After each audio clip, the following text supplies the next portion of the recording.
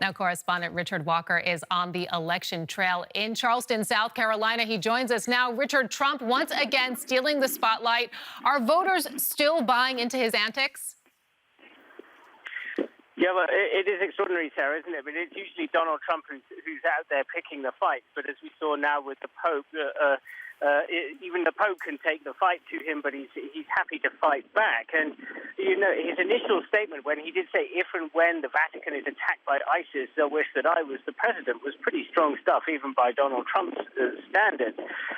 But it happened all far too late to tell if it would have any effect on the polls here in South Carolina, where voting gets underway, of course, on Saturday.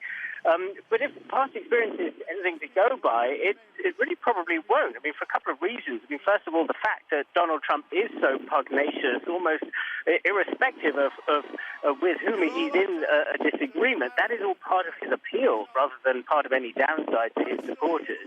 That's exactly what they want, someone who doesn't obey the usual rules of what they would see as political correctness. And then, on the other hand, the fact that the Pope attacked Donald Trump on the issue of the border, which is one where really all of the Republican candidates pretty much agree. They may use different language from Donald Trump, but they all agree that border security needs to be stepped up. So I think take all of that together, and you'll probably find that it doesn't have a huge impact.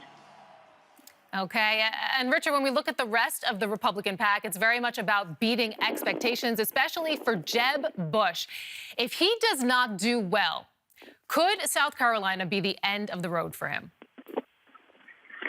It absolutely could, Sarah. I mean, as we've seen this week, Jeb Bush was really sort of throwing the kitchen sink at his campaign in the form of his brother, George W. Bush, who was giving a campaign speech for the first time in a decade or so, because he's seen as a popular figure in South Carolina.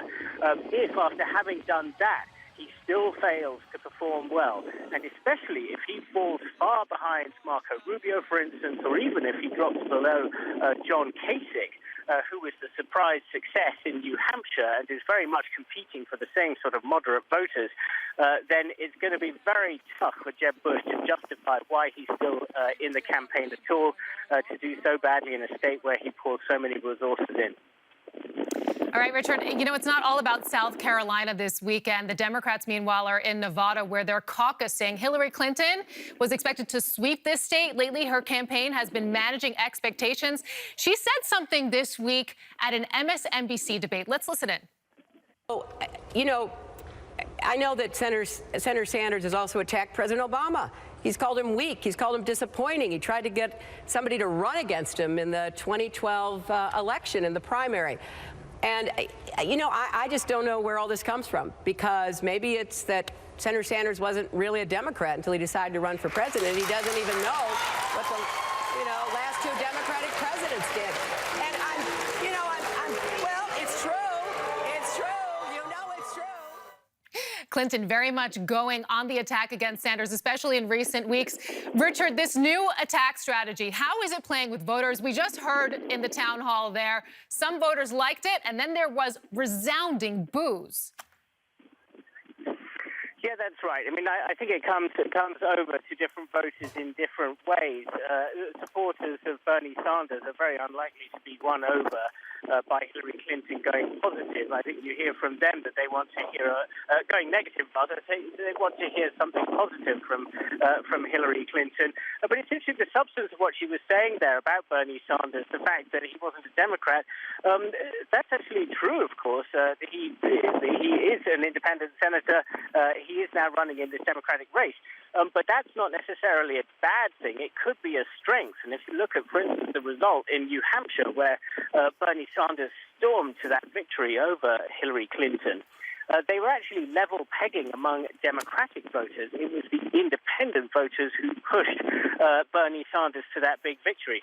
And that cannot be a bad thing if you're eyeing a general election later in the year and you're actually looking to win over those independent voters.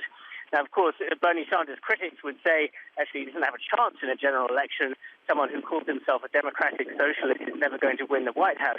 But it does go to show that those criticisms from Hillary Clinton can really cut both ways. Incredible, Richard. It is definitely going to be a tough fight this weekend. Richard Walker on the election trail in Charleston, South Carolina. Thank you.